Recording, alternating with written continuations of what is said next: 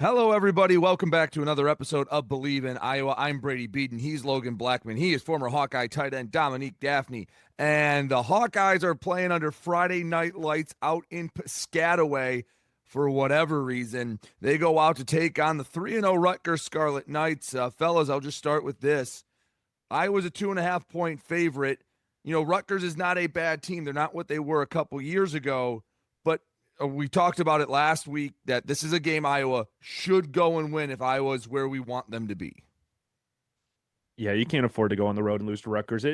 Rutgers is a better team under Greg Schiano. Like, he just brings a different aura, I guess, to Rutgers, because when he was there at the beginning, when they were in the Big East, they were a good football team. He left, they went downhill, and then now he's back there now a little bit more respectable, I guess you would say. And they brought back a good amount of players on the opposite side of the ball. Obviously, Kyle Monungai is gone, but Ethan Kaliak-Manis, the boy, third in the Big Ten in passing yards so far this season. They've been leaning on the pass game a little bit more this year. Like, you look against Miami, Ohio, he had like 36 pass attempts in that game. And they had some, Miami, Ohio, and Ohio, they're two of the better teams in the MAC. And you look at Ohio with Parker Navarro, a quarterback, like they've got a very good team there. So people might lose that game against them, like, oh, you won by, but Rutgers is an all right team. They're getting better, and Ohio's a good football team again. So it's a game where Iowa can't afford to lose, like you said, and it's a game where Iowa should win. And hopefully, like we talked about in the last show, we're like building confidence in the offensive side of the ball. Hopefully that continues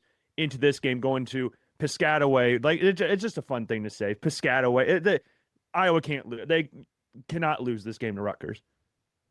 Yeah, and I think the confidence thing is not only going to be on the offensive side of the ball, but the defensive as well. Because I think, Logan, it was you who sent the clip where they talked about being called the No Boys by Seth Wallace instead of the Doughboys. And I mean, Rutgers has thrown the ball really well this year, and Ethan Kaliak-Manis has thrown the ball well. They haven't turned the ball over at all. So this would be a great opportunity to get some confidence going on defense as well, and finally get that first turnover to kind of get the ball rolling when we start playing in the Big Ten conference play. So, yeah, it's definitely a game you can't drop. I think we got to be a little bit more clean offensively and special teams wise, because I'm pretty sure Rutgers punt last, so, and we had one blocked. So we got to be a lot cleaner on the offensive side of the ball, on the special teams side of the ball, and just come out hot. I know you talk about it's a Friday night game. That's weird.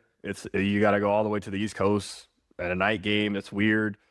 We're in the NIL days, so we got to be pros about it. Got to come out hot, be ready to go, and understand that we got a chance to put ourselves in a better position. Be 3-1 versus 2-2 makes a hell of a difference when you go into Big Ten play. So definitely an opportunity to come out, gain a little confidence, and get a good victory on the road. Well, I'll tell you, Iowa has definitely played the toughest game with Iowa State. I mean, you mentioned Ohio and Miami, Ohio. Even if you're a good MAC team, it's still nothing great. And they had to survive Ohio at home. They put up a lot of points, as you guys have mentioned. Quick math, they've put up 139 points through 3 weeks. Kind of a clash with Iowa's defense. Can Iowa's defense slow them down? Again, having an experienced quarterback in your system is kind of a rarity these days. You don't get guys that are around for seemingly 2 years anymore. There's a lot of turnover. So what can Iowa do to slow it down? That's going to be a big part. And the other side is going to be, can that offense continue? Hey, last week was the free square. Last week was all right, you better get it done because you're playing arguably the worst FBS team in the country in UMass. And you know what? They did everything we wanted to. They passed with flying colors. Now can they carry that over against a team with the pulse in Rutgers on the road on a Friday night? Because remember last year's Friday night game, they went out to the West Coast and lost to a putrid UCLA team, hoping for a little better result here. Maybe not going all the way out to the West Coast helps, but Rutgers is a game that I'll keep repeating and pounding this drum. If they're going to be where I want them to be, and that's 5-1 going into the Penn State game, they've got to win this game. And I think just for the passing offense for Rutgers, looking at Kaliak-Manis not throwing any interceptions so far this season, you just got to get pressure on him. No, Kyle Monungai makes it a little bit harder. Raymond's a pretty solid running back in his own right. He's got about like 250, I think, or something running the ball this year. So they're going to have a solid enough rushing attack. But if you're able to nullify the run game and kind of make some problems for for Kaliakmanis in the backfield, he'll try to force the issue a little bit. Like he threw 7 or 8 interceptions last year. And sometimes with him, it's not even just the interceptions. The fumbles can sometimes be a factor in there as well. So if you're able to throw off his timing a little bit, that can open up some more things in the secondary. Where you're looking at TJ Hall and Deshaun Lee in the secondary, look at Nwankpa and Entringer and back there. Like maybe we can get an interception in this game. And despite not having any turnovers this year, I do think the secondary has played well up to this point, minus the turnovers. And that no boy thing that Dom brought up, that's going to be a massive motivating factor in here. And if the D line can get some pressure on Kaliakmanis and he forces the issue, it's like help me help you. You get the pressure on the quarterback, we'll pick the ball off, we'll go house one or two. Let's have some fun on the defensive side. And for offensively, yeah, just keeping that same rhythm. And Dom sent a video this morning talking about Kirk Ferentz about the receiver. Like we don't tell him wide. We joke around with them calling wide drops or something like that, or wide no hands. I can't remember exactly what he said in the video, but something along the lines of dropping the ball. But Iowa's throwing the ball the least amount or second least amount in the Big Ten across the past 2 seasons. Receivers really getting with that much consistency, and there's not a lot of consistent placement from the quarterback. Like if you look at the box score and go like, oh, he completed this percentage of passes, that just shows the ball was caught. It doesn't show where the ball was placed, how the receiver had to adjust the ball to get to it. So if Gronowski can hit on the balls and hit on those throws and hit consistent targets and hit consistent spots for the receivers, then I think that the drops will go down a little bit. At least that's what the hope is. And if he's able to do that, then Iowa, if they can keep that going as well, because we know what they can do run the ball, it's just getting those consistent spots on the offensive side of the ball and on the passing game. And no stop with the pats. He's got to tone down on the pats a little bit because that throws off timing as well. So it's little things like that. And if they can correct those things, then they should be able to go to Piscataway and come away with a pretty good win here. Yeah, and I actually sent that video in because it reminded me of there was a time when we were in spring ball, and it was either me or Nick. Easily, we dropped the ball, and you hear from KF or Coach Doyle, catch the ball. We all look at each other like, yeah, I mean, of course, that's what we were trying to do. We just accidentally dropped it. I mean, it is what it is. But yeah, I think this is going to be another week where, like you said, continue confident in that pass game. And I think we're going to have a much better balanced attack. I think last week was kind of perfect, getting a little bit of the confidence back, throwing the ball at our receivers, getting a little bit more touches, trying to get them in a groove, trying to get them in a way that they can have some confidence when we start playing against Big Ten opponents. And I think this week we're going to have to lean on a balanced attack. Obviously, getting Kamari Moulton back is great. Of course, we get him back and lose Xavier Williams for a couple weeks, which is kind of tough. But I feel like we're going to have to use both. We're going to have to utilize Mark Gronowski's arm and his leg this week. I think Rutgers gives up about 170 yards on the ground. So we're going to have to find ways to move the ball and, of course, control the pace of the game. When we talk about a team, what did you say, Brady, the 130-something points in 3 games, we're going to have to find a way to control the pace and not go into a shooting match with them. We're not going to win games like that. We got to play sticky Iowa football and find a way to control the line of scrimmage, control the pace of the game, get after the quarterback, and make this a little bit sticky. They've had great confidence on offense. They moved the ball well. They've scored points. And so we got to make this the most Iowa football game we can. Well, let me ask you this. What do you think is more likely to happen? That an Iowa defense that has given up 3 touchdowns through 3 games suddenly gives up 5 to 6, or a Rutgers offense that has scored no less than 34 points in a game gets shut down and is held to 10 or 17 points? Because I think in there lies the crux of the who's going to win this game.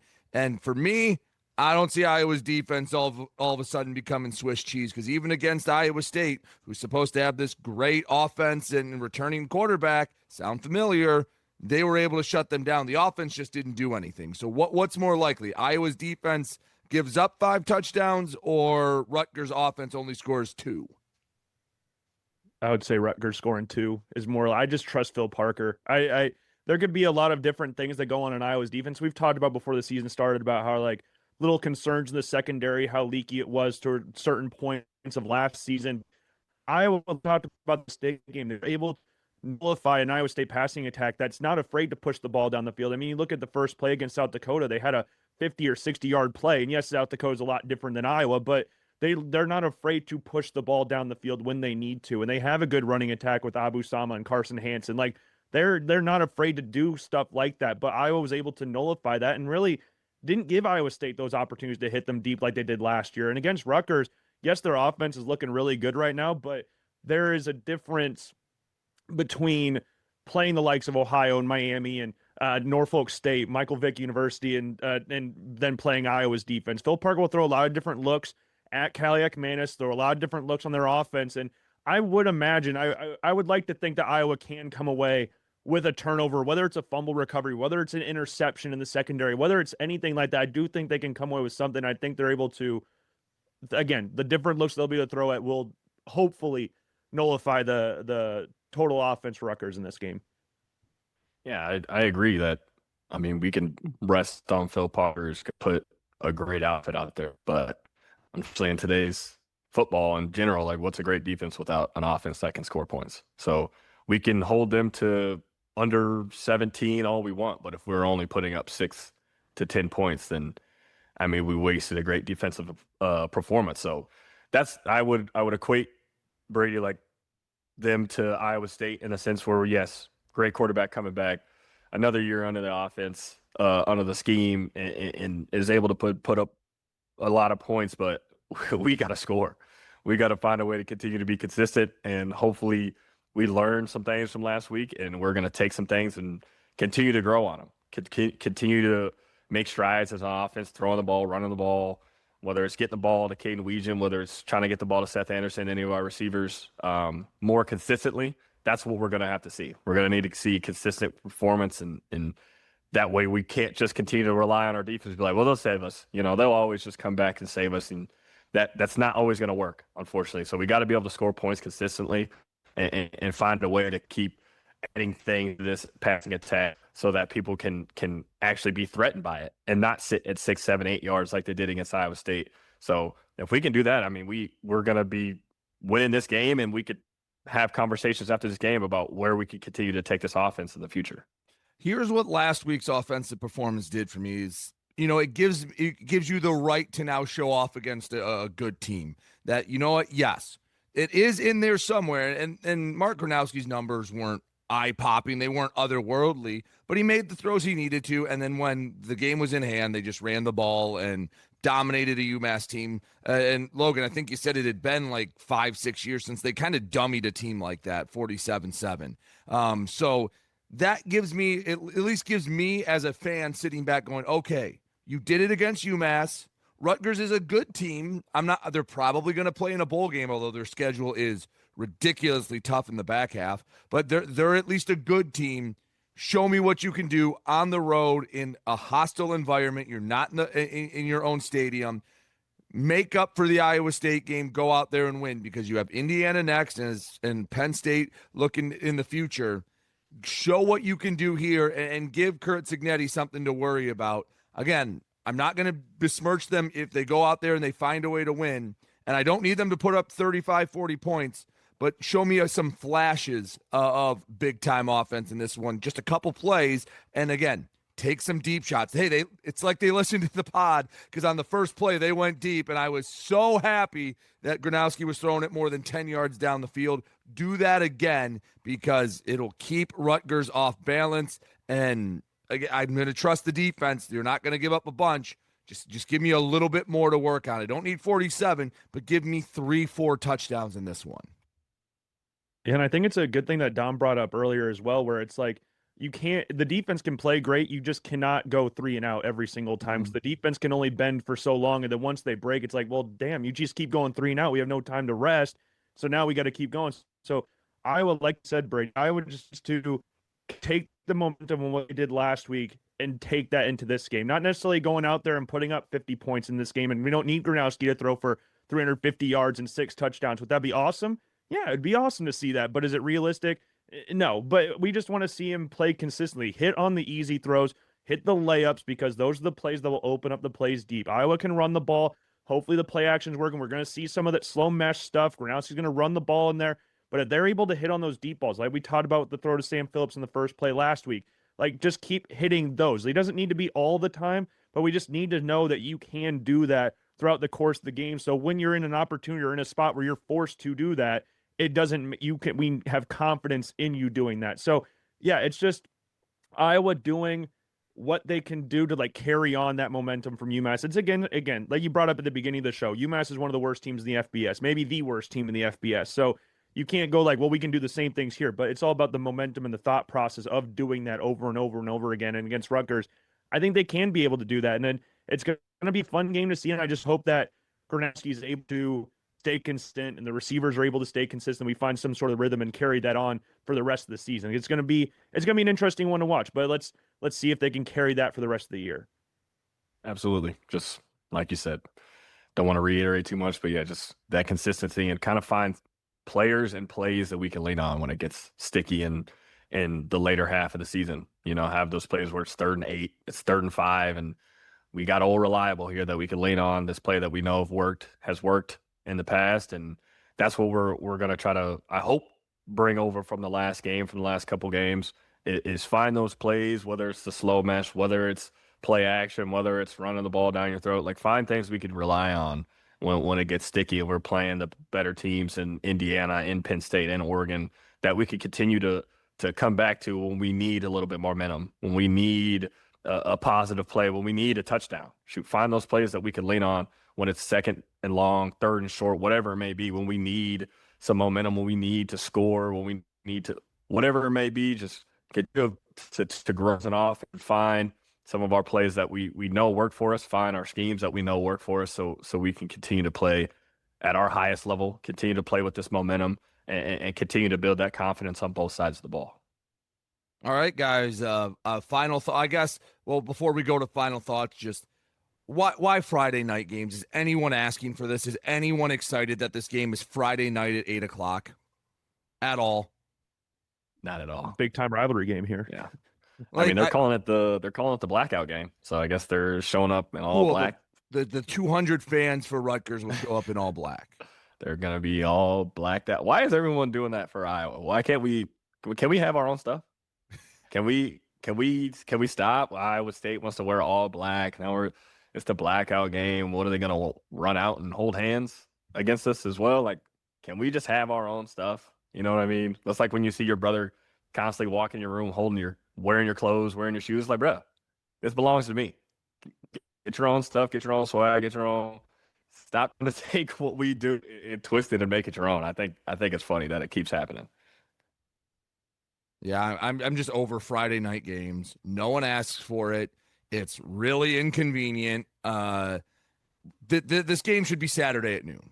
Like, there's enough networks out there. There's enough spots that this game doesn't need to be Friday night. And Dom, I'm sure as you know, it didn't happen really when you were in college, but like when you played in the NFL, Thursday night football is probably the most hated game on any team's schedule from a player's perspective. Yeah, those quick weeks get ugly. You got to have – there's one day where you have 2 practices in one day. It happens every time. And it leaves people a little more sore. It leaves you a little worried, like, oh, we're going to come out hot. Are we going to come out ready to play? So, yeah, I'm not a big fan of these Friday, Thursday games. Like, just play the games on Saturday and Sunday. That's what they're there for. And maybe I'm old man yelling at cloud, but I feel like Friday night is for high school football, not for college football. It's for high school football. Let the high school kids have their day because 98% of them are never going to play on Saturdays. Let them have their Friday nights. Yeah. I mean, there's a movie and a TV show that literally Friday Night Lights. So, I mean, yeah, I agree. I think it's weird. I hope we don't do much more of this. Let's keep Friday for the Nebraska game, and that's about it. Yeah, Black Friday's fine. That's a long weekend. It's basically like you get Saturday part 1. That one I can get around, but the rest, So, guys, any final thoughts before we send it home? Just win, baby. Nope. Just win. Be sticky. Control the pace of the game. Get after the quarterback and be a pro. All right. So that'll do it for Bleav in Iowa. I'm Brady Beedon, Logan Blackman, Dominique Dafney. You can follow us on social media, X/Twitter, Instagram, YouTube. Until TikTok gets banned, we're on TikTok as well, all at Bleav in Iowa, BLEAV in Iowa. And we will talk to you next time.